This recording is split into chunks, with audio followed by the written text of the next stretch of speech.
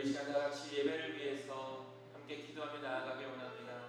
우리 예배를 위해서 기도할 때 두 가지를 놓고 기도하길 원합니다. 첫 번째로는 이 예배가 하나님이 받으시는 거룩한 또 믿음의 예배가 될 수 있게 해달라고 예배와 말씀을 위해 기도해 주시고, 두 번째로는 거룩하신 하나님 앞에 나아가기 위해 거룩하지 못했던 우리들의 한 주간의 삶, 그 죄악된 삶을 시간 주님 앞에 회개하며 나아가기 원합니다.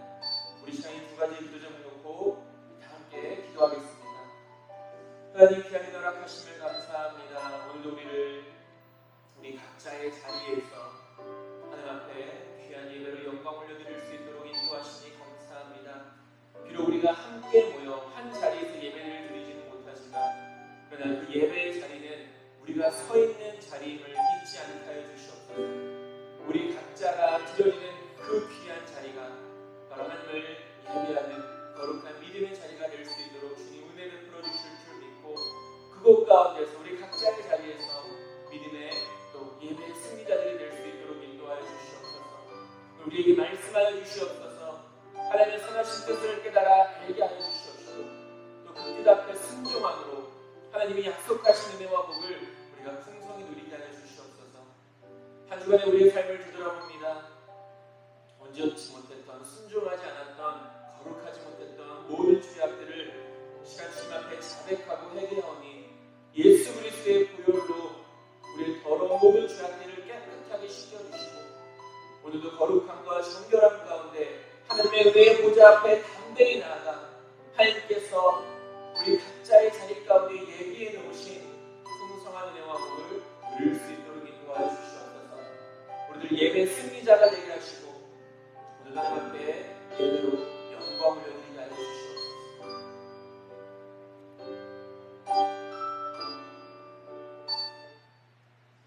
하나님, 오늘도 우리에게 귀한 은혜 허락하여 주심을 감사합니다. 거룩한 주일 각자의 자리에서 지킬 수 있도록 은혜 베풀어 주시니 감사합니다. 우리가 서 있는 그곳이 항상 하나님을 예배하는 거룩한 자리가 될 수 있도록 인도하여 주시옵시고, 각자의 자리에서 드려지는 모든 예배 또한 하나님께서 기뻐 받아주시는 줄 믿습니다. 무엇보다도 우리의 예배가 하나님이 받으시는 믿음의 예배가 될 수 있도록 인도하시고, 우리 각자 하나님이 찾으시는 믿음의 예배자 한 사람 한 사람들이 될 수 있도록 인도하여 주시옵소서. 하나님 앞에 나아가기 위해, 거룩하신 하나님께 나아가기 위해 한 주간의 우리의 삶, 그 거룩하지 못했던 죄악된 삶을 이 시간 주님 앞에 자백하고 회개합니다. 예수 그리스도의 보혈로 깨끗하게 씻겨주셔서 오늘도 하나님의 은혜의 보좌 앞에 담대히 나아가 이곳 가운데 각자의 자리 가운데 하나님께서 예비해 놓으신 놀라운 은혜와 복을 풍성히 누리게 하여 주시옵소서. 오늘도 예배 승리자들이 될 수 있도록 은혜를 풀어주실 줄 믿사오며 사랑이 많으신 예수님의 이름으로 기도드립니다. 아멘.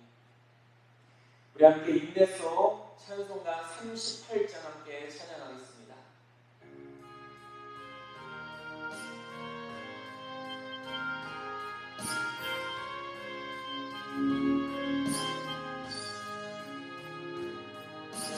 예수 우리 왕이여 이곳에 오셔서 우리가 왕께 드리는 영광을 받아 주소서. 우리는 주님의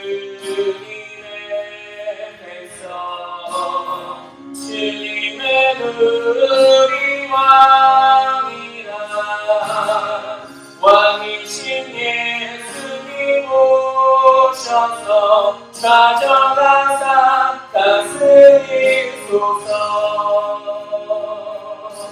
예수 우리 주시여 이곳에 오셔서 우리가 주께 드리는 찬양을 받아 주소서.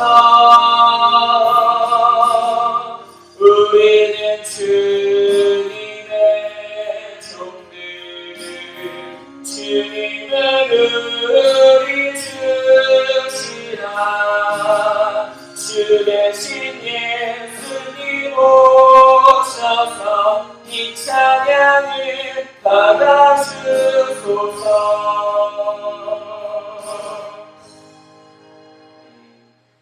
여호와는 나의 목자시니 내게 부족함이 없으리로다.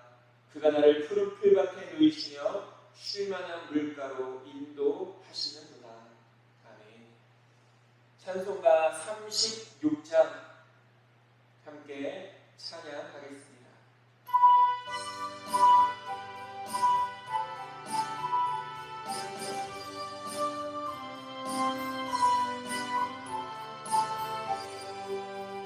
주 예수 이름 높이어 다 찬양하여라.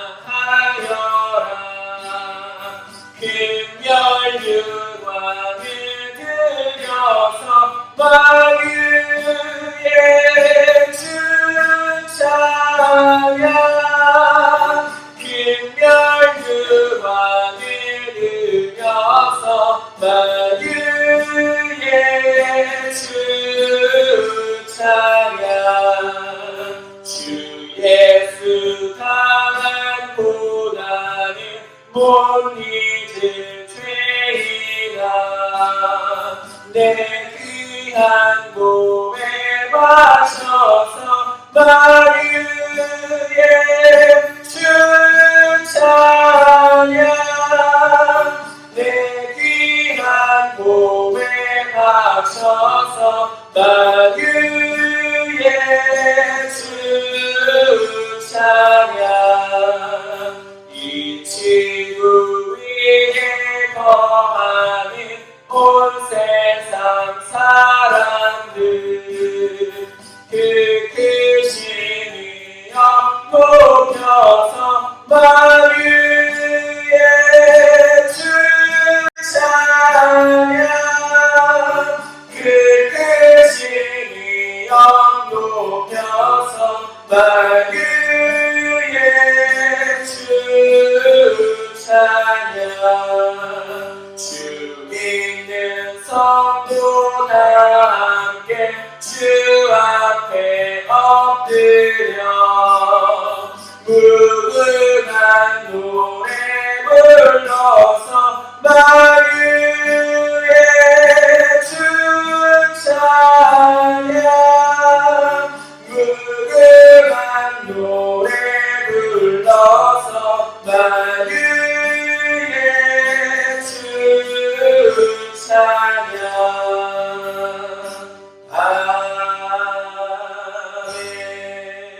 아멘.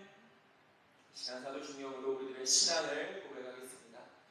전능하사 천지를 만드신 하나님 아버지를 내가 믿사오며 그 외아들 우리 주 예수 그리스도를 믿사오니 이는 성령으로 잉태하사 동정녀 마리아에게 나시고 본디오 빌라도에게 고난을 받으사 십자가에 못 박혀 죽으시고 장사한 지 사흘 만에 죽은 자 가운데서 다시 살아나시며 하늘에 오르사 전능하신 하나님 우편에 앉아 계시다가 저리로서 산자와 죽은 자를 심판하러 오시리라.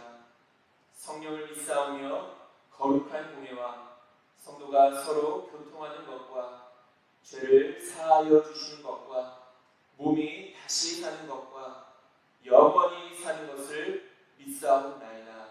아멘. 우리 함께 교동문 12번 시편 19편 함께 보도록 하겠습니다. 찬송가에 있는 교동문 12번 시편 19편입니다.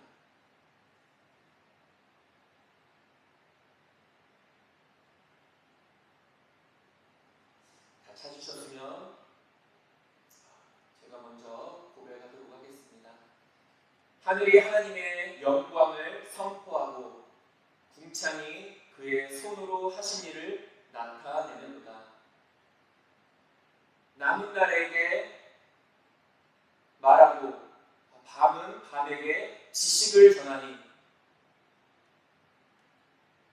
죄송합니다. 잘 안 보여서 언어도 없고 말씀도 없으며 들리는 소리도 없으나 그의 소리가 온 땅에 통하고 그의 말씀이 세상 끝까지 이르도다. 여호와의 율법은 완전하여 영혼을 소성시키며 여호와의 증거는 확실하여 우둔한 자를 지혜롭게 하며 여호와의 교훈은 정직하여 마음을 기쁘게 하고 여호와의 계명은 순결하여 눈을 밝게 하시도다. 여호와를 경외하는 도는 정결하여 영원까지 이르고 여호와의 법도 진실하여 다 의로우니 금 곧 많은 순금보다 더 사모할 것이며 꿀과 송이꿀보다 더 달도다. 아멘. 찬송가 311장 함께 찬양하겠습니다.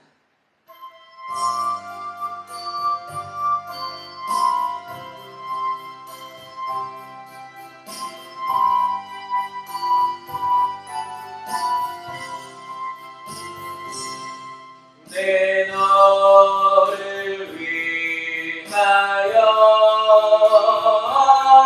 몸 버려 기들려 내 죄를 속하여 살길 주었다.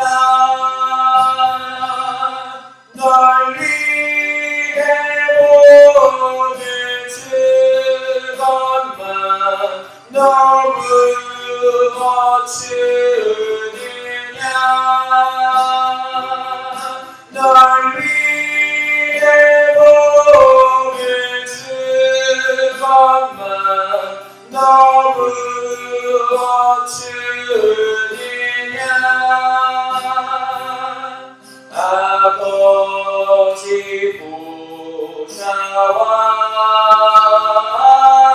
그 영광 떠나서 한같은 세상에 만백성 구하여 내 몸을 희생했건만 너무 어떠하느냐. 내 몸을 희생했건만 너무 어떠하느냐. 죄 중에 빠져서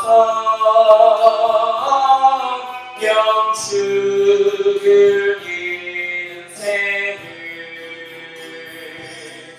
구하여 주려고 나 피를 흘렸다. 내 죄를 계속했건만 너무 어떠하느냐. 내 죄를 계속했건만 너무 어떠하느냐. 한없는 용서와 참 사랑 가지고 세상에 내려와 값없이 주었다. 이것이 귀중하건만 너무 주느냐. 이것이 귀중하건만 너무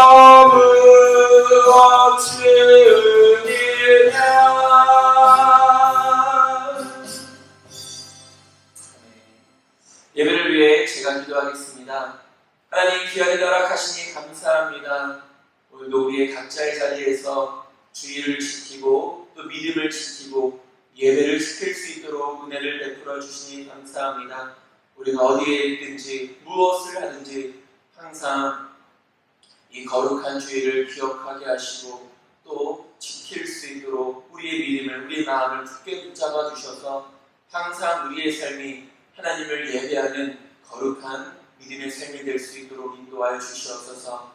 하나님의 교회를 위해서 기도합니다. 이 교회 가운데 하나님께서 놀라운 역사를 이루어 주실 줄 믿습니다. 하나님의 나라를 확장해 나가는 귀한 사역 가운데 우리 하늘빛 교회가 온전히 쓰임받을 수 있도록 인도하여 주시옵시고, 무엇보다 이곳 가운데 부름받아 하나님의 거룩한 백성으로 살아가는 우리 모든 성도님들 한 분 한 분을 주여 기억하여 주시고 붙잡아 주셔서 그 부르심에 합당한 믿음의 삶을 힘써 살아갈 수 있도록 인도하여 주시옵소서. 무엇보다도 코로나19로 인하여 많은 어려움이 있습니다. 전 세계적으로 어려움과 또 힘든 일들 가운데 하나님 우리를 온전히 지켜주시옵시고, 속히 이 코로나19로 인한 어려움 가운데서 우리가 자유함을 얻을 수 있도록 인도하여 주시옵소서. 그리고 무엇보다도 함께 모여 예배드리는 그 귀한 은혜가 다시금 회복되어질 수 있도록 인도하여 주시옵소서. 우리 성도들의 그 간절한 기도 제목들 가운데 하나님께서 응답하시고 역사하여 주실 줄 믿습니다. 인생의 어려움과 많은 문제들로 인해 고통받고 있는 자들이 있다면 하나님께서 그 모든 문제들을 해결해 주시고, 육신의 약함으로 인해 고통받는 자들이 있다면 그 육신을 강건케 하시고 치유하여 주셔서 다시금 새 힘을 얻을 수 있도록 인도하여 주시옵소서. 하나님 우리들 날마다 주님의 은혜를 기억하며 살아갈 수 있도록 인도하여 주시옵소서. 우리 하나님의 거룩한 자녀요 백성이요 종으로 부름받은 줄 믿습니다.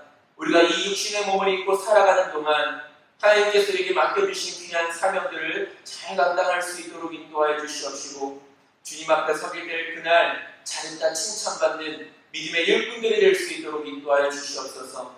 우리에게 말씀하여 주시옵소서. 하나님의 선하신 뜻을 깨닫고 분별할 수 있는 믿음과 지혜를 더하여 주셔서 이 악하고 음란한 세상 가운데서 우리들 이 믿음을 끝까지 지키며 살아갈 수 있도록 인도하여 주시옵소서. 이 이후에도 있을 모든 예배 순서 가운데 하나님께서 함께하여 주실 것을 믿사오며 사랑 많으신 예수님의 이름으로 기도드립니다. 아멘.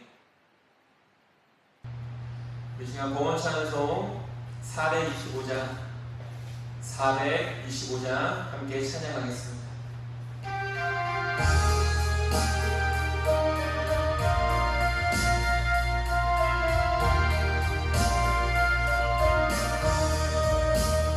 주님의 뜻을 이루소서. 고요한 중에 기다리니 지름과 같은 날 이제서 주님의 영상 만드소서. 주님의 뜻을 이루소서. 주님 바라 나의 맘속을 살피시사 눈보라 희게 하옵소서. 주님의 뜻을 이루소서. 병들어 몸이 피곤할 때 권능의 손을 내게 펴서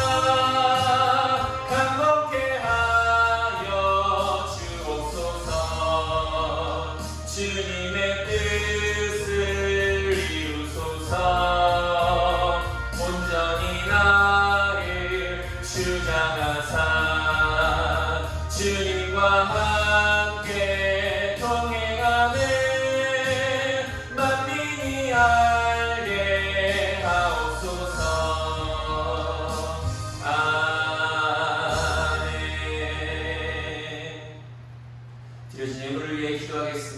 하나님 귀한 허락하심에 감사합니다. 이 시간 주님 앞에 드려진 이 귀한 예물, 기쁨과 감사와 즐거움으로 드려진 모든 예물들을 우리 주님께서 기뻐 받아주실 줄 믿고 귀한 곳에 쓰일 수 있도록 인도해 주실 줄 믿습니다. 마음과 정성을 다한 그 귀한 손길들 위해 하나님의 풍성한 은혜를 도와여 주시며 드려진 모든 것들이 하나님께서 우리에게 허락하시고 맡겨주신 것들임을 잊지 않게 하시며 부르심 받는 그날까지 믿음의 선한 청지기의 삶 잘 감당할 수 있도록 하늘의 지혜도 도와여 주시옵소서. 예수님의 이름으로 기도드립니다. 아멘. 우리 시간 함께 하나님의 말씀 보도록 하겠습니다. 하나님의 말씀 신약성경 빌립보서입니다. 신약성경 빌립보서 2장 12절에서 18절까지입니다.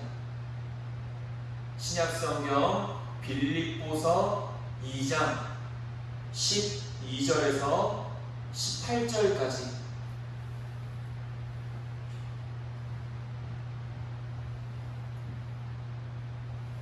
다 찾으셨으면 우리 함께 12절부터 함께 읽겠습니다. 그러므로 나의 사랑하는 자들아, 너희가 나 있을 때뿐 아니라 더욱 지금 나 없을 때에도 항상 복종하여 두렵고 떨림으로 너희 구원을 이루라. 너희 안에서 행하시는 이는 하나님이시니 자기의 기쁘신 뜻을 위하여 너희에게 소원을 두고 행하게 하시나니 모든 일을 원망과 시비가 없이 하라. 이는 너희가 흠이 없고 순전하여 어그러지고 거스르는 세대 가운데서 하나님의 흠없는 자녀로 세상에서 그들 가운데 빛들로 나타내며 생명의 말씀을 밝혀 나의 다름질이 헛되지 아니하고 수고도 헛되지 아니하므로 그리스도의 날에 내가 자랑할 것이 있게 하려 함이라. 만일 너희 믿음의 재물과 섬김 위에 내가 나를 전제로 드릴지라도 나는 기뻐하고 너희 무리와 함께 기뻐하리니 이와 같이 너희도 기뻐하고 나와 함께 기뻐하라. 아멘. 이 시간 우리는 하나님께서 기뻐하시는 사람이라는 제목으로 함께 말씀을 나누고자 합니다. 지난 한 주간 하나님의 말씀과 기도로 승리하셨습니까? 우리는 지난주 만물의 마지막이 가까이 왔으니 라는 제목의 설교를 함께 나눴습니다. 만물의 마지막, 즉 예수님께서 재림하실 그날이 얼마 남지 않았기에 우리는 이 땅에서 그리스도인으로서의 마땅히 힘써야 할 일이 있다는 것을 함께 나눴습니다. 먼저는 우리는 정신을 차려야 하고 근신하며 기도하고 사랑하며 서로 대접하고 선한 청지기 같이 봉사하는 것, 그것이 바로 우리가 이 마지막 때 우리 믿음의 사람들 그리스도인들이 더욱더 힘써야 될 일들이라는 것을 바울은 이야기합니다. 또한 하나님의 그 불의 심판이 임할 것인데 이 심판은 알곡과 가라지를 나누기 위한 것이며 우리가 하나님의 은혜 안에서 이 모든 일들을 힘써 행했다면 이제는 우리의 모든 것을 하나님께 맡길 수 있어야 된다라고 바울은 이야기하고 있고 우리가 지난주에 이 말씀을 함께 나눴습니다. 우리가 다시 한번 더 생각해 볼 것은 이러한 삶이 바로 그리스도인의 삶이라는 것입니다. 또한 이러한 삶이 마지막 때를 살아가는 저와 여러분들의 믿음의 모습이 될 수 있어야 된다는 것입니다. 저와 여러분들은 언제나 변함없이 이 믿음의 삶의 승리를 이루는 자들이 될 수 있게 되기를 주님의 이름으로 축원드립니다. 오늘 말씀은 빌립보서 말씀입니다. 빌립보에 있는 교회와 또 그곳에서 하나님을 믿고 예수님을 믿는 그리스도인들에게 전하는 바울의 편지인데 비록 바울은 이 편지를 기록할 당시에는 감옥에 갇혀 있었습니다. 그래서 우리가 빌립보서를 옥중서신이다라고도 이렇게 이야기하는데 그 옥중에 있었기 때문에 빌립보에 있는 교인들과 지금 당장은 함께하지 못하지만 빌립보 교회가 바울의 복음 사역에 지금까지 동참해 준 것과 언제나 변함없는 사랑으로 바울을 위해 기도하고 섬기는 것에 대한 감사의 마음이 이 편지 가운데 기록되어 있습니다. 그리고 무엇보다도 중요한 복음에 합당한 삶을 살아갈 것을 권면하기 위해 이 편지가 쓰여졌는데, 그런 의미에서 오늘 본문은 하나님께서 기뻐하시는 그리스도인의 삶에 대해서 우리에게 가르쳐 주고 있는 말씀입니다. 우리는 하나님의 영광을 위해 지음받은 자들입니다. 우리는 이것을 항상 잊지 않고 살아갈 수 있어야 됩니다. 이사야서 43장 21절을 말합니다. 이 백성은 내가 나를 위하여 지었나니 나를 찬송하게 하여 함이니라 라고 말합니다. 하나님께서 우리를 택하시고 지으신 이유는 분명합니다. 우리의 찬송을 통해 영광을 받으시기 위함인 것입니다. 즉 그리스도인들은 하나님을 기쁘시게 하는 삶을 살아가는 것이 마땅한 자들이라는 것입니다. 저와 여러분에게 지난 한 주간의 삶을 한번 되돌아보기 원합니다. 우리는 하나님을 믿는다고 하면서도 진정으로 하나님의 영광을 위해, 그리고 진정으로 하나님을 기쁘시게 하기 위한 그 삶을 힘써 살아갔는지 우리는 분명히 기억해야 합니다. 우리가 살아가는 그 이유에 대해서, 또 우리가 존재하는 목적에 대해서 우리는 분명히 알아야 하고, 또 그것을 알고 우리가 살아갈 때 우리는 진정한 이 인생의 가치를 깨달을 수 있게 되는 것입니다. 그런 의미에서 그렇다면 우리는 어떻게 이 땅 가운데서 살아가는 것이 하나님의 영광을 나타내는 삶인가, 또한 하나님을 기쁘시게 하는 삶인가에 대해서 우리가 한번 생각해보고, 또 이 말씀을 통해 우리가 그 하나님을 기쁘시게 하는 삶이 어떤 것인지를 우리가 배우고 깨달아서 저와 여러분들의 이 이후의 삶이 언제나 하나님을 기쁘시게 하는 삶이 될 수 있게 되기를 간절히 소망합니다. 우리가 하나하나씩 말씀을 통해 살펴보겠습니다. 첫 번째로 하나님께서 기뻐하시는 사람은 바로 겸손과 순종의 사람이라는 것입니다. 첫 번째, 하나님께서 기뻐하시는 사람은 겸손과 순종하는 사람인데, 겸손과 순종은 믿음의 사람들이 마땅히 보여야 할 믿음의 모습이라는 것입니다. 그러니까 겸손과 순종이라는 것이 곧 믿음이라는 사실을 우리는 항상 기억해야 된다는 것입니다. 무엇보다도 우리는 우리의 창조주 되시고, 우리의 왕이 되시고, 우리의 주인 되시며 우리의 아버지가 되시는 그 하나님 앞에서 겸손하고 순종해야 됩니다. 그 이유는 이 우주 만물에서 오직 우리의 겸손을 통해 높임을 받으시고 순종을 받으실 분은 오직 하나님 한 분뿐이시기 때문입니다. 그런데 바울은 빌립보서에서 우리들이 마땅히 본받아야 할 순종의 본을 제시하고 있습니다. 바울은 단지 두리뭉실하게 순종하라 라고만 말하지 않고 그 분명한 모델, 우리가 마땅히 닮아야 할, 우리가 마땅히 배워야 할 그 모델에 대해서 분명히 제시하고 있는데, 그 모델이 바로 예수님이시다라고 이렇게 말하고 있는 것입니다. 우리가 오늘 본문에서는 읽지 않았지만 5절 말씀은 이렇게 기록합니다. 너희 안에 이 마음을 품으라, 곧 그리스도 예수의 마음이니 라고 말합니다. 우리가 항상 우리 마음 가운데 품어야 될 마음이 있는데, 그것이 어떤 마음이냐? 바로 예수님의 마음이라는 것입니다. 그리고 계속해서 바울은 예수님의 마음이 구체적으로 어떤 것인지를 6절에서부터 8절까지의 말씀으로 설명하고 있습니다. 예수님의 마음이 무엇인가? 우리가 그리스도인들은 날마다 이 예수님의 마음을 품고 살아가야 되는데, 그렇다면 과연 예수님의 마음이란 무엇인가에 대해서 바울은 이야기합니다.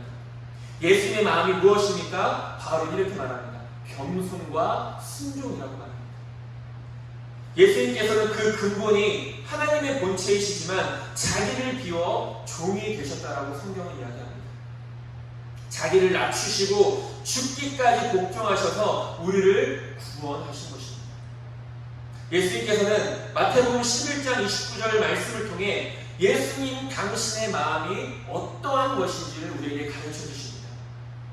마태복음 11장 29절 정 앞부분만 보면 이렇게 말합니다. 나는 마음이 온유하고 겸손하니. 그러니까 예수님의 마음은 어떤 마음이라는 것입니까? 온유함과 겸손함이라는 것입니다. 온유라는 것이 무엇입니까? 친절, 쉽게 말하면 친절을 말하는 것입니다. 예수님의 마음은 언제나 온유하고 겸손하셨습니다. 그런 의미에서 오늘 이 빌립보서에서 바울이 말하는 예수님의 마음을 우리 안에 품으라는 것은 우리 또한 어떤 마음을 가지고 우리 또한 어떤 마음을 품고 살아가야 된다는 것을 말하고 있는 것입니까? 예수님처럼 우리 또한 우리 마음 가운데 이 온유와 겸손을 항상 마음 가운데 품고 살아갈 수 있어야 된다는 것입니다. 우리 마음에는 언제나 이 온유와 겸손이 충만해야 합니다. 이 온유와 겸손을 통해서만이 하나님을 섬길 수 있고 또 무엇보다도 우리 형제와 이웃들을 섬길 수 있는 것입니다. 우리가 섬김이라는 것이 무엇입니까? 내가 낮아지지 않으면 누군가를 섬길 수 없는 것입니다. 내 마음이 온유하지 않으면, 내 마음이 겸손하지 않으면 누군가를 섬길 수가 없는 것입니다. 오히려 그 반대로 우리의 마음이 겸손하지 못하고 쉽게 말하면 교만하고 우리가 온유한 마음을 갖지 못하면 우리는 남을 섬길 수 없을 뿐더러 우리는 다른 사람들에게 계속해서 높임을 받고자 한다는 것입니다. 우리는 섬김을 받기 위해 수고하고 애쓰는 자들이 아니라 섬기기 위해 수고하고 애쓰는 자들이 될 수 있어야 된다는 것입니다. 예수님께서도 살아생전에 그 공생의 기간 동안 얼마나 많은 섬김의 본을 보여주셨고 얼마나 많은 온유와 겸손의 본을 보여주셨습니다. 마태복음 20장 28절은 이렇게 말합니다. 인자가 온 것은 섬김을 받으려 함이 아니라 도리어 섬기려 하고 자기의 목숨을 많은 사람의 대속물로 주려 함이니라 라고 말합니다. 예수님 자신도 이 땅 가운데서 섬김을 받기 위해 오신 것이 아니라 섬기시기 위하여 오셨다라고 말합니다. 그리스도인이 어떤 사람들입니까? 예수님을 따르는 사람들 아닙니까? 예수님께로부터 가르침을 받아 그 믿음의 삶을 살아가는 자들 아니겠습니까? 예수님 당신도 섬김을 받기 위해서가 아니라 섬기기 위하여 이 땅에 오셨다라고 말하는데 예수님을 따르는 우리들도 마땅히 섬김을 받기 위함이 아니라 섬기기 위하여 우리는 힘쓰고 애쓸 수 있어야 된다는 것입니다. 그런 마음이 어떤 마음입니까? 바로 예수님의 마음, 온유와 겸손의 마음이라는 것입니다. 무엇보다도 바울은 이 빌립보 교회의 공동체 안에서 이런 예수님의 마음을 품고 헌신해야 됨을 말하고 있습니다. 이 바울이 말하고 있는 이 예수님의 마음은 우리가 이 빌립보 성도들에게 보내는 편지 가운데서 어느 곳에서 행해져야 된다고 말합니까? 이 교회 안에서, 그들이 섬기는 이 교회 안에서, 그들이 하나님을 예배하는 이 교회 안에서 모든 믿음의 사람들은 온유와 겸손의 마음을 품고 이 교회 안에서 믿음의 삶을 살아갈 수 있어야 된다는 것입니다. 어찌 보면 안타까운 일이지만 오늘날 교회 안에서의 불신과 다툼과 시기와 질투가 일어나는 이유는 바로 우리 마음에 온유와 겸손이 부족하기 때문일 것입니다. 누군가를 섬겨야 함에도 불구하고 그것이 마땅한 예수님의 마음이고 우리는 그 마음을 닮아가야 함에도 불구하고 그렇지 못하기 때문에 각자의 마음 가운데 이 온유와 겸손이 충만할 때 교회가 바로 설 수 있는 것입니다. 신앙이 바로 설 수 있게 된다는 것입니다.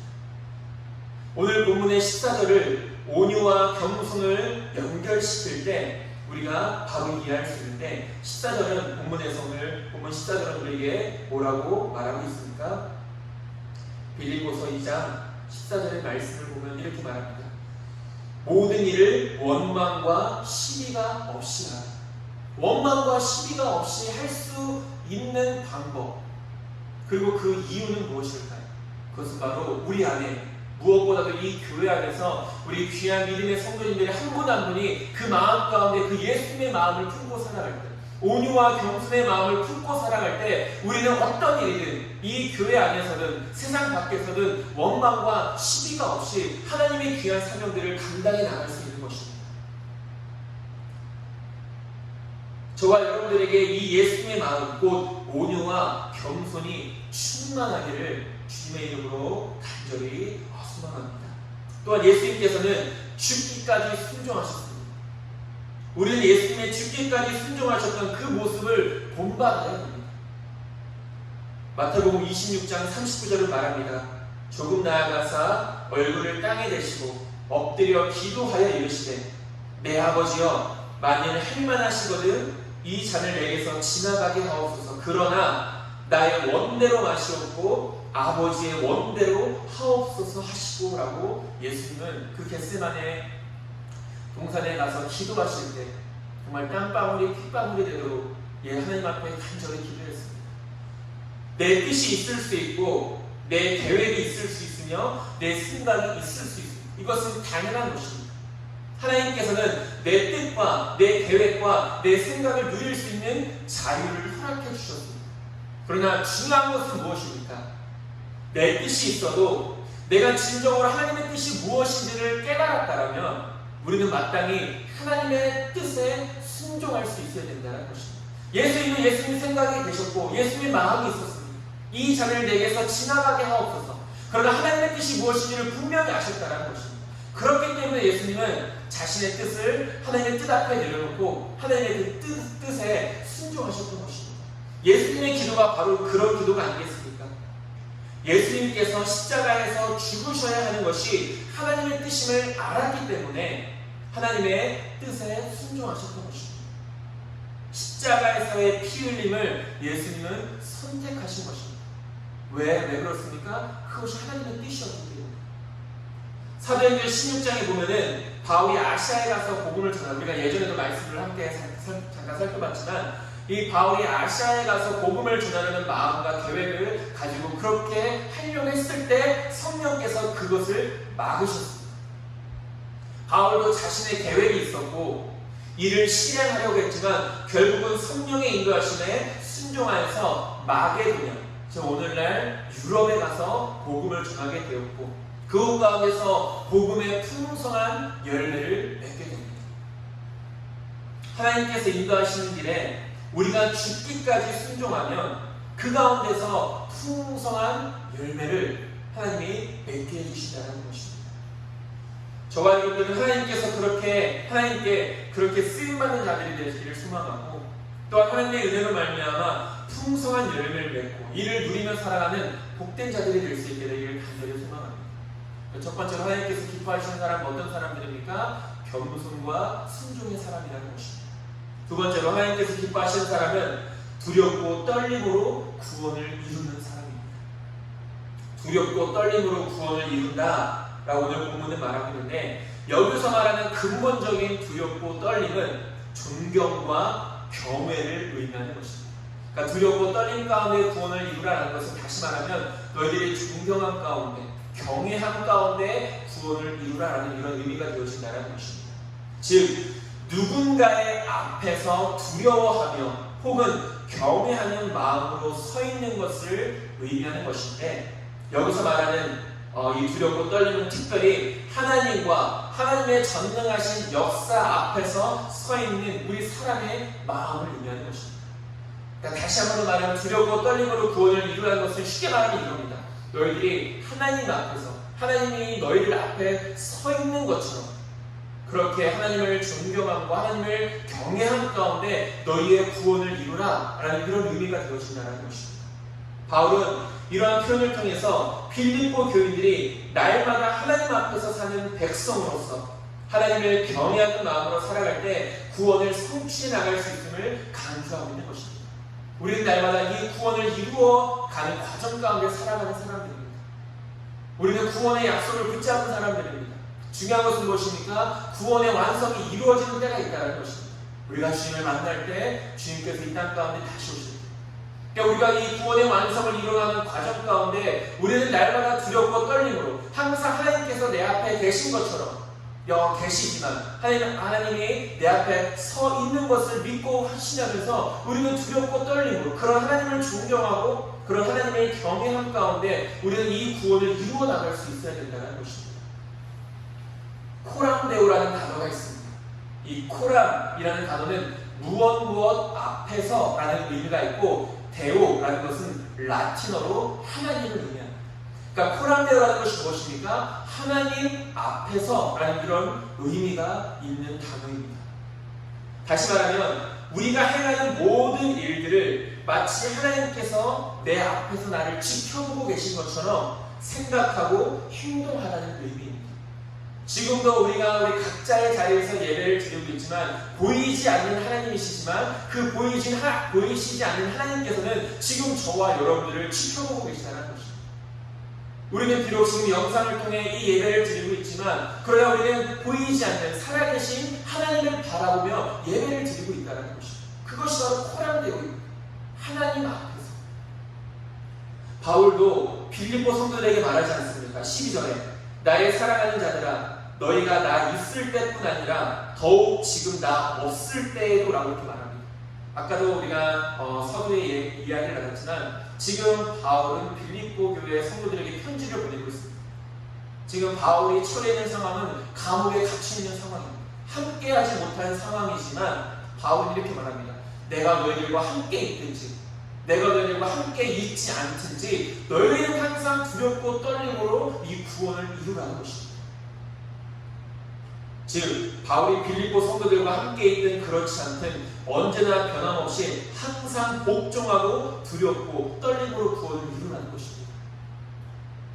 우리는 누군가에게 나 자신을 보여주고 자랑하고자 믿음의 삶을 살아가는 것이 아닙니다. 나를 드러내고자 믿음의 삶을 살아가는 것이 아니라는 것입니다. 또한 보이지 않는 하나님이시기에 내 마음대로 믿음의 삶을 살아가는 것도 아니라는 것입니다.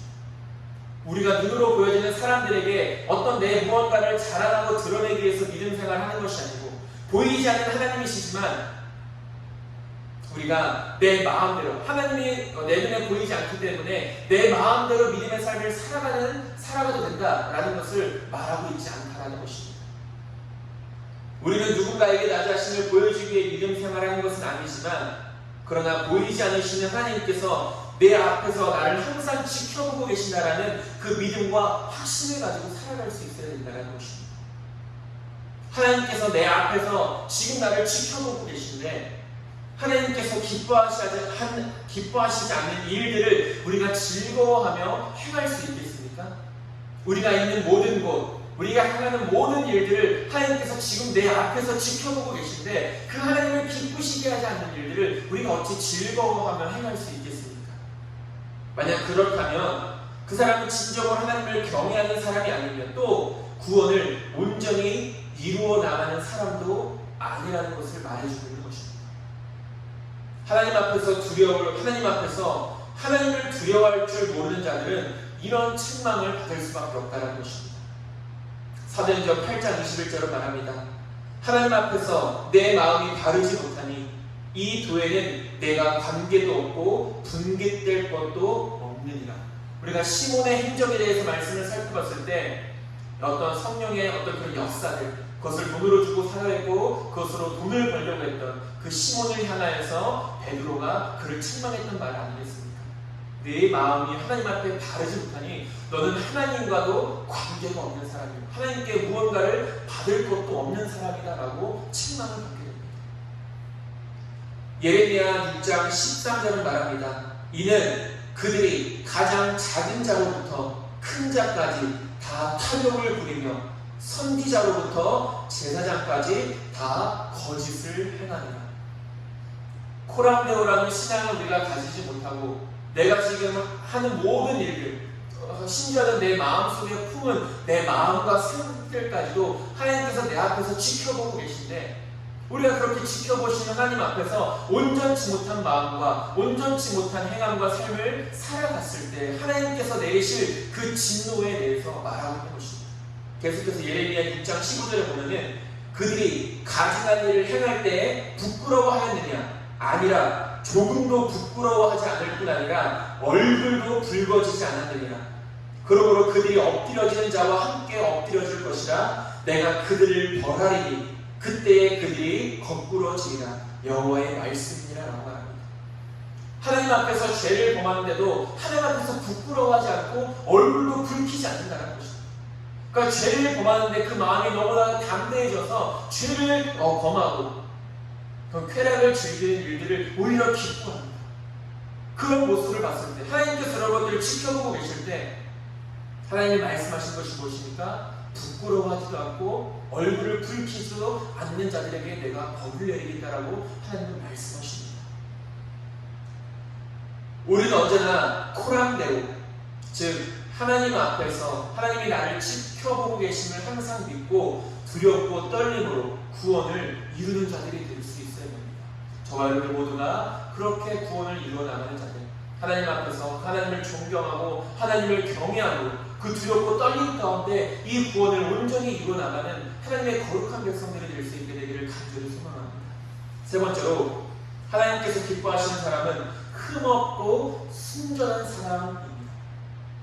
본문 15절에서 말하는 흠없고 순전하여에서 흠이 없다라는 것은 이 원어적인 의미로 비난받을 것이 없는 이런 의미가 담겨져 있습니다. 그러니까 흠이 없다라는 것은 다시 말하면 비난받을 것이 없다라는 이런 말씀이고, 순전하다라는 것은 마치 물을 섞지 않는 포도주나 합금되지 않는 그 철처럼 아무것도 섞이지 않는 순수한 상태를 의미하는 것입니다. 또한 하나님의 흠없는 자녀에서의 흠없는 이라는 것은 흠이 없는 희생 제물을 의미합니다. 우리가 구약시대 때 하나님 앞에 제사를 드릴 때 어떤 제물을 하나님께 바칩니까? 흠이 없는 제물을 하나님께 바칩니다. 흠없고 순전하다 에서 흠없는 것은 비난받을 것이 없는, 순전한 것은 순수한, 그리고 하나님 앞에서의 흠없는 자녀에서 그 흠없음은 우리가 하나님 앞에 거룩한 하나님께 드려질 제물이 될 수 있어야 된다는 것입니다. 정리해보면 하나님께서 기뻐하시는 사람은 어떤 삶을 살아가는 사람입니까? 세상 사람들로부터 비난받을 것이 없는 삶을 살아가며 어린아이와 같이 순수하고 무엇보다도 하나님께 드려질 흠없는 제물로서의 거룩한 삶을 살아가는 자가 바로 하나님께서 기뻐하시는 사람이라는 것입니다. 그렇다면 우리가 이렇게 한번 생각해 볼 수 있을 것입니다. 이것이 과연 가능한 삶입니다. 비난받을 것이 없고 순수하고 거룩한 삶을 살아가는 것이 과연 가능한 일인가? 물론 가능한 일이기 때문에 우리에게 말씀하고 있고 또 우리에게 권면하고 있는 것입니다. 바울은 말합니다. 로마서 12장 2절에서 이렇게 말합니다. 너희는 이 세대를 본받지 말고 오직 마음을 새롭게 함으로 변화를 받아 하나님의 선하시고 기뻐하시고 온전하신 뜻이 무엇인지 분별하도록 하라고 합니다. 이 세대라는 것은 어떤 세대입니까? 악하고 음란한 세대를 말하는 것입니다. 너희는 이 세대를 본받지 말고 하나님의 뜻이 무엇인지 분별하여서 그 뜻에 합당하게 살아가라라고 바울은 이야기합니다. 우리는 악하고 음란한 세대 속에서 살아가고 있습니다. 물론 우리는 악하고 음란한 세대 속에서 살아가지만, 그러나 우리 믿음의 사람들은 구별된 삶을 살아가는 자입니다. 성도라는 뜻이 어떤 뜻입니까? 구분된 자, 거룩한 자라는 의미가 바로 성도입니다. 그러니까 우리들 모두는 성도라고 부름받지 않습니까? 하나님의 거룩한 성도들이다. 그 말은 무엇입니까? 비록 우리는 이 땅 가운데서 살아가지만 그러나 이 세상과는, 이 악한 세상과는 구별되어지고 또 거룩하게 살아가야 될 자들이라는 의미인 것입니다. 이것이 바로 성도의 삶이고 그리스도인의 삶이고 하나님이 기뻐하시는 사람의 모습이라는 것입니다. 이렇게 구별되어지고 거룩한 삶이 어둡고 죄악된 이 세상을 밝히 비추는 빛이 되어지는 것입니다. 예수님이 우리에게 뭐라고 말씀하십니까? 너희는 이 세상의 소금과 빛이다 라고 이렇게 말씀하십니다. 거기서도 예수님이 우리가 빛이라고 말씀하시지 않습니까? 지난번에도 말씀을 나눴지만 빛은 우리 스스로가 바라는 빛을 말하는 것입니다. 우리 스스로는 빛을 바랄 수 없습니다. 그러나 오직 우리는 하나님께로부터 오는 그 빛을 받아서 우리가 그 받은 빛을 반사시켜서 이 어두운 세상을 비출 수 있는 것입니다. 그 빛은 무엇입니까? 예수님이시다라고 이렇게 말해요. 예수님을 우리가 받아서 그 예수님을 전하고 증거하고 예수님께서 우리에게 가르치시고 명령하신 그 거룩한 삶을 살아감으로 말미암아 이 어두운 세상을 밝히 비추는 빛으로서의 사명을 우리 모든 믿음의 사람들이 감당해내야 된다는 것입니다. 무엇보다도 우리는 이 마지막 때에 더욱더 거룩한 삶을 힘써 살아감으로 어두운 이 세상에 빛을 환하게 비추어야 됩니다. 그렇다면 우리가 비추는 빛은 구체적으로 무엇을 말하는 것입니까? 마태복음 5장 16절은 이렇게 말합니다. 이같이 너희 빛이 사람 앞에 비치게 하여 그들로 너희 착한 행실을 보고 하늘에 계신 너희 아버지께 영광을 돌리게 하라.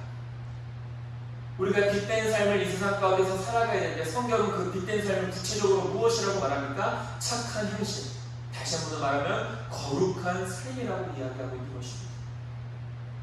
우리의 거룩한 삶이 어두운 이 세상에 빛이 되고 이 빛을 통하여 많은 사람들이 하나님께 영광을 돌리게 된다는 것입니다. 그런 의미에서 이 땅의 모든 교회들은 거룩한 빛을 발하는 교회가 될 수 있어야 됩니다. 이 땅 가운데 부름받아 하나님의 믿음의 삶을 살아가는 모든 성도들은 거룩한 삶을 통해 빛을 이 세상 가운데 비추며 살아갈 수 있어야 된다는 것입니다. 어찌로 오늘날 교회가 세상으로부터 많은 비난을 받는 이유 중에 하나도 이 빛을 비추고 있지 못하기 때문일 것입니다. 거룩한 삶을 통해 빛을 비추지 못하고 세상 사람들과 다를 것이 없다면, 아니 어쩌면 그 세상 사람들보다 더 세상 사람들 같다라면 어떻게 교회와 그리스도인들이 하나님의 영광을 나타낼 수 있겠습니까? 교회가 세워진 이유가 무엇이고 우리가 하나님의 자녀요 백성으로 종으로 부름받은 이유가 무엇입니까? 오늘날 교회에 많은 어려움들이 있지만 우리는 먼저 이 원인을 외부에서부터 찾는 것이 아니라 내부에서부터 찾아볼 수 있어야 합니다. 성경에서도 말하지 않습니까? 좋고 비싼 그릇이 쓰임받는 것이 아니라 깨끗한 그릇이 쓰임받는다는 사실. 물론 좋고 비싼 그릇이 깨끗해서 그 주인에게 합당하게 쓰임받을 수 있으면 더 좋은 건 아니겠습니까? 디모데후서 2장 21절을 말합니다. 그러므로 누구든지 이런 것에서 자기를 깨끗하게 하면 귀히 쓰는 그릇이 되어 거룩하고 주인의 쓰심에 합당하며 모든 선한 일에 준비함이 되리라 라고 말합니다. 우리 하늘빛 교회가, 그리고 이 땅의 모든 교회들이, 그리고 저와 여러분들이, 그리고 이 땅의 모든 그리스도인들이 흠없고 순전하여서 이 하나님의 영광을 위해 쓰임받기에 합당한 거룩한 자들이 될 수 있게 되기를 간절히 소망합니다. 마지막으로 하나님께서 기뻐하시는 사람은 생명의 말씀을 붙잡는 사람입니다. 생명의 말씀을 붙잡는 사람이 하나님께서 기뻐하시는 사람인데 15절에서도 말하지 않습니까? 어그러지고 거스르는 세대라고 말씀하고 있습니다. 앞서도 이야기했듯이 이 세상은 죄악이 가득한 세상입니다. 이 죄악된 세상에서 바른 믿음의 길을 갈 수 있도록 우리를 인도하는 것은 다른 그 무언가가 아니라 하나님의 말씀이라는 것입니다. 물론 이 세상에 많은 지혜들도 있고 많은 지식들도 있습니다. 그것을 우리에게 유익하게 하고 또 때로는 필요한 많은 것들이기도 하지만 우리가 이 어두운 세상 가운데서, 죄악된 세상 가운데서 진리의 길을 걸어가기 위해 우리에게 반드시 필요한 것은 하나님의 말씀이라는 것입니다. 아니, 하나님의 말씀만이 우리를 기뻐한 진리 가운데 인도할 수 있다는 것입니다. 이 생명의 말씀이 어디로 가야 할지 모르는 이 어그러지고 거스르는 세대에서 귀한 나침반이 되어지는 것입니다. 나침반이 하는 일이 무엇입니까? 우리가 마땅히 가야 할 그곳을 가르쳐주는 것이 나침반 아니겠습니까? 하나님의 말씀이 그렇다는 것입니다. 얼마나 이 세상에서 많은 사람들이 이 세상 가운데서 헤매이는 삶을 살아가고 있습니까? 이 말씀을 우리가 굳게 붙잡고 있어야 우리의 다름질이나 수고가 헛되지 않을 수 있는 것입니다. 우리가 살아가는 이 세상은 영원한 것이 아닙니다. 우리도 언젠가는 이 육신이 땅에 묻히는 때가 올 것입니다. 이 세상에 있는 모든 것들이 언젠가는 다 사라질 날이 오게 될 것이라는 것입니다. 그렇기 때문에 우리는 이 영원하지 않은 것들에 너무 집착해서는 안 됩니다. 영원하지 않은 것을 집착하다 보면 오히려 영원한 것을 놓치게 됩니다. 히브리서 13장 14절은 말합니다. 우리가 여기에는 영구한 도성이 없으므로 장차 올 것을 찾나니라고 말합니다. 그러니까 이게 무슨 말입니까? 이 땅에는 우리가 영원히 거할 성이 없다는 것입니다. 그렇기 때문에 우리는 이 땅에서 살아가지만 언제나 영원한 하늘나라를 소망하며 살아갈 수 있어야 된다는 것입니다. 이 땅에 하나님이 주신 은혜와 복을 누리지 말라는 것이 아닙니다. 그것이 나쁘다라는 것이 아닙니다. 그것을 우리가 누리며 살아가되 우리가 그 세상 것들에 대한 너무 집착을 한 나머지 오히려 영원한 것을 잃어버리지 않도록 깨어있어야 된다는 것입니다. 이렇게 우리가 영원한 것을 붙잡으며 살아갈 수 있도록 우리를 인도하는 것이 하나님의 말씀인데, 우리가 잘 아는 말씀 10편, 119편, 105절은 이렇게 말합니다. 주의 말씀은 내 발의 등이요 내 길의 빛입니다.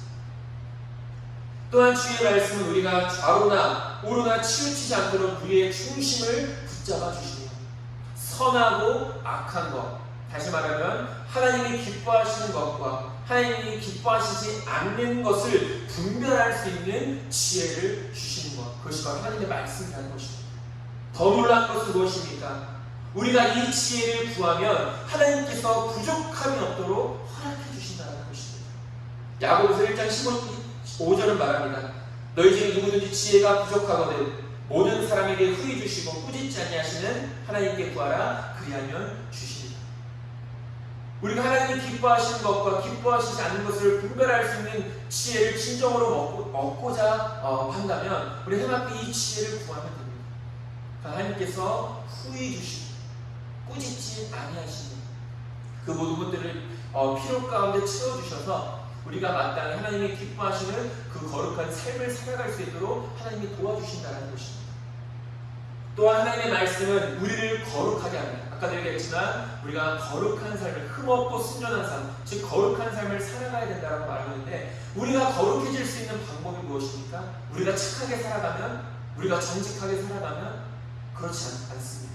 물론 우리가 착하게 살아가고 정직하게 살아가는 것, 어떻게 보면 이 세상의 도덕이나 그 윤리를 지키며 살아가는 것도 우리 믿음의 사람들에게 있어서 분명히 필요한 것이지만, 그것이 우리를 거룩하게 하지 못한다는 것입니다. 그러니까 우리를 거룩하게 하는 것이 무엇입니까? 하나님의 말씀이라는 것입니다. 민수기 15장 40절은 말합니다. 그리하여 너희가 내 모든 계명을 기억하고 행하면 너희 하나님 앞에서 거룩하리라 라고 말합니다. 그러니까 여기서 우리가 하나님 앞에서 거룩하게 될 수 있는 길이 무엇이라고 말합니까? 하나님의 계명, 즉 말씀을 기억하고 그 말씀대로 살아갈 때 우리가 하나님 앞에서 거룩해질 수 있다는 것입니다. 우리가 세상에서의 어떤 그 도덕적인 정직과 그런 것과 성경에서 말하는 거룩은 조금 차이가 있다는 것을 우리는 기억해야 됩니다. 어찌되었든 하나님께서 기뻐하시는 믿음의 삶을 우리가 힘써 살아갈 때 우리는 그리스도의 날에 잘했다 칭찬받고 면류관을 얻게 된다는 것입니다. 바울도 고백하지 않습니까? 디모데후서 4장 7절에서 8절에 나는 선한 싸움을 싸우고 나의 달려갈 길을 마치고 믿음을 지켰으니 이제 후로는 나를 위하여 의의 면류관이 예비되었으므로 주 곧 의로우신 재판장이 그날에 내게 주실 것이며 내게만 아니라 주의 나타나심을 사모하는 모든 자에게 누리라 라고 말합니다. 언젠가 우리의 인생의 끝날 날이 분명히 찾아옵니다. 그리고 그 인생의 끝날 우리는 하나님 앞에 서게 될 것입니다. 그 의로우신 재판장께서 우리가 온전한 믿음의 길을 힘써 살아간 자들에게 의의 면류관을 허락해 주신다는 것입니다. 우리는 그 믿음의, 그 의의 면류관을 받기 위해서 우리가 육신이 살아있는 동안 우리가 이 말씀을 굳게 붙잡으며 살아갈 수 있어야 된다는 것입니다. 저와 여러분들이 그런 삶의 승리자들이 될 수 있게 되기를 간절히 소망합니다. 항상 하나님의 말씀을 붙잡아야 됩니다. 말씀을 정리하겠습니다. 우리는 분명 하나님께서 기뻐하시는 삶을 살아가야 하는 하나님의 거룩한 백성이요 자녀들입니다. 그것은 마땅한 것입니다. 그러기 위해서 우리에게는 겸손과 순종이 필요하고 구원을 이루기 위한 두렵고 떨림이 있어야 합니다.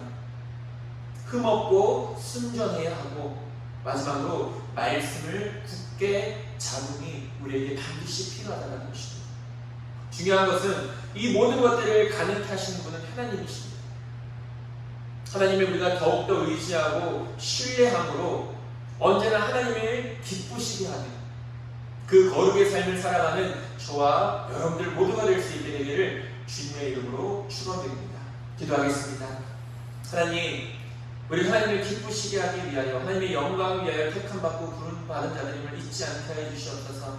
오늘 말씀을 통해 함께 나눈 하나님을 기쁘시게 하는 그 모든 믿음의 삶을 우리가 이 이후로 힘써 살아가므로 하나님 앞에 잘했다 칭찬받을 수 있도록 인도하여 주시고 우리의 이 육신의 삶이 끝나는 날 의의 면류관을 얻고 잘했다 칭찬받는 하나님의 거룩한 백성들 우리 하늘빛교회 모든 성도님들 될 수 있도록 인도하여 주시옵소서. 예수님의 이름으로 기도드립니다.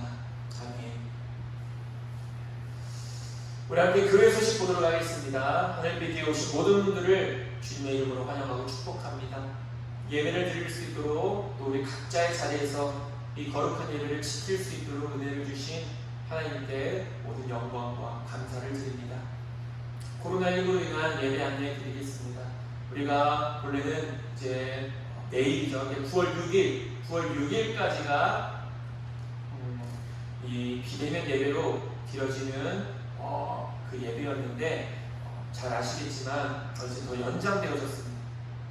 가깝게는 저희 대전에 그 비례터널 가는 쪽에 그 승복음 교회에서도 많은 확진자들이 나왔고 우리 송동에서도 계속해서 확진자가 나오고 있습니다. 우리 교회뿐만이 아니라 대전 전체가 원래는 이제 20일이죠. 네. 20일까지 이제 2주간 다시 연장되어졌는데 제가 어제 받은 문자에 의하면 이제 대전광역시 기독교연합회에서 또 이 시장과 대전 시장과 만나서 논의한 끝에 비대면 예배는 우리가 이제 다음 주까지만 13일까지만 우리가 비대면 예배로 드리고 이제 상황을 봐서겠지만 상황이 좀 괜찮아지면 우리가 20일부터는 정상적으로 대면 예배로 드릴 수 있도록 이렇게 아마 조치가 취해진 것 같습니다. 그래서 우리가 별일이 없으면 13일까지는 이 주일 예배가 영상 예배로 드려지고 20일부터 셋째 줄 겁니다. 20일부터 우리가 교회에서 함께 모여서 예배를 드릴 수 있도록 그렇게 진행되고 있는 과정입니다. 그래서 우리 성도님들도 그렇게 알아주시면 감사하겠고 이제 9월 9일 수요일 저녁 예배도 지난번과 같이 영상 예배로 드려집니다. 금요 기도회는 우리가 진행하지 않고요. 새벽 예배는 계속해서 정상적으로 드려집니다. 본래는 우리가 9월 첫째 주가 하늘빛 교회의 창립 기념일입니다.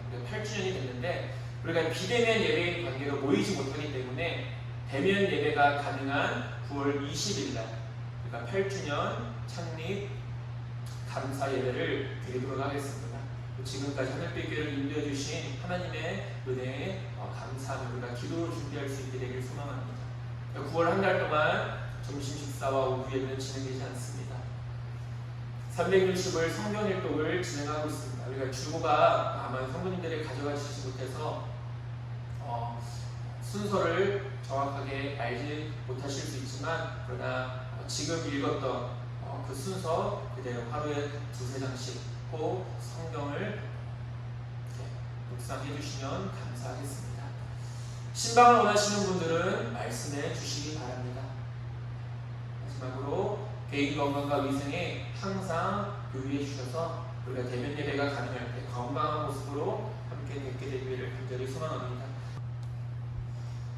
이 시간 마지막으로 찬송가 391장 찬양하고 제가 축도하고 예배를 마치도록 하겠습니다.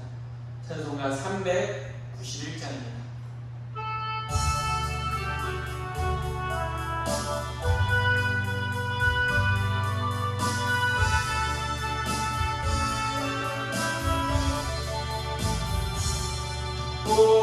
올라은 그새 주 예수 내 주 참 능력의 주시오나 큰 바위니 안전한 그곳으로 내 영혼을 숨기시네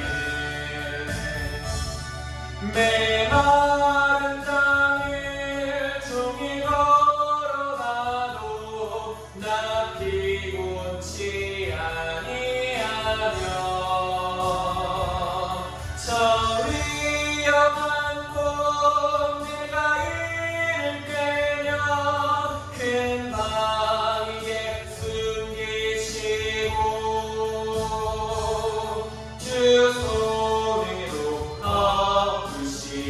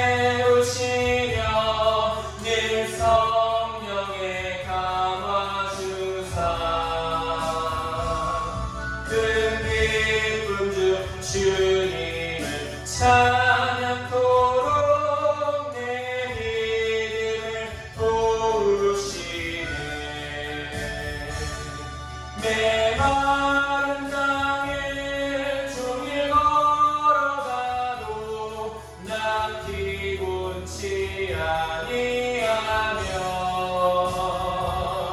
저 위험한 곳 내가 이를 깨면 큰 바위에 숨기시고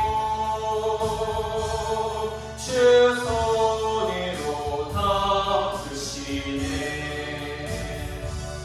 주 예수님 공중에 임하실 때 나 일어나 맞이하리.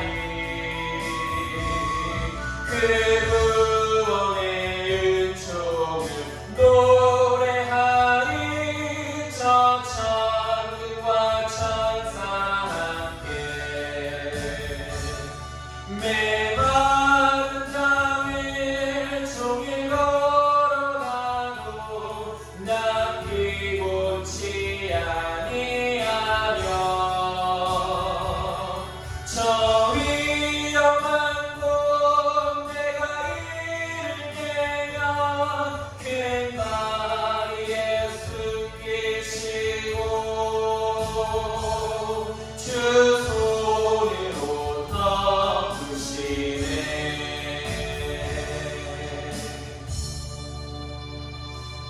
이제 우리를 주에서 구원해 주신 예수 그리스도의 십자가의 은혜와 독생자까지 아낌없이 내어주신 하나님의 무한하신 사랑하심과 성령님의 교통하심과 우리를 하나님의 자녀로 인쳐주시니 오늘도 하나님을 기쁘시게 하기 위하여 믿음의 삶을 힘써 살아가는 하늘빛교회 모든 성도님들 머리 위에 지금으로부터 영원토록 함께 하시기를 간절히 축원하옵나이다. 아멘.